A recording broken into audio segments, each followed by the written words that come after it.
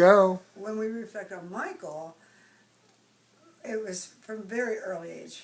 Michael, it was always clear that Michael was destined for something great, something that took high energy. He was always there, ready to help, ready to do whatever he could, whether it was taking care of his brother or whatever, and very self-willed.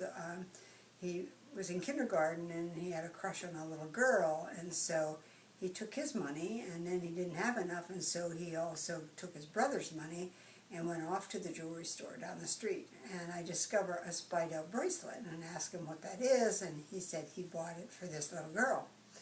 And when I asked him where he got the money, obviously he'd taken some of his brother's money. So I took him back to the store and told him he had to return it.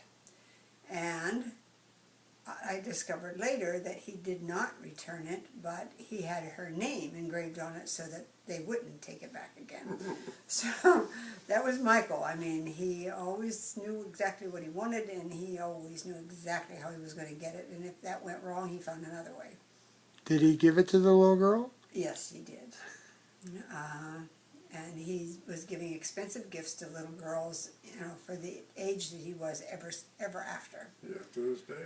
To this day, he still gives very expensive gifts to the girls that he cares about. Tell the story about the ordering wine on the boat and not knowing French. Oh, yes. Yes, it's how he's successful now. Yeah, very successful.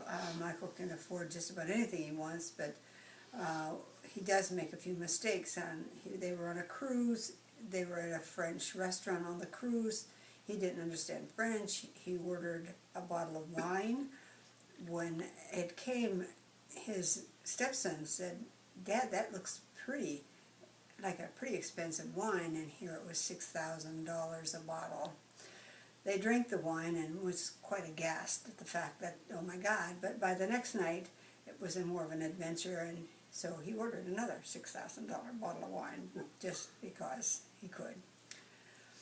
Stephen, some of my favorite memories about Stephen is his ability to problem solve. Again, really was away a lot, and very young, he and I were mowing the grass, and I'd make a trip with a push lawnmower around the yards, and then he would make a trip. We had a couple acres to mow, and the lawnmower broke, and I don't think maybe he was 6, and so I thought, goody, we're done. We'll have to wait for Rudy to get home to finish this. And the little guy just got into the garage, tore the lawnmower apart, took the carburetor off. I had no idea even what a carburetor was.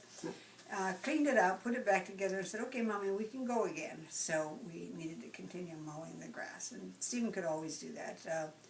He can analyze just about anything and figure out how it works and make it work.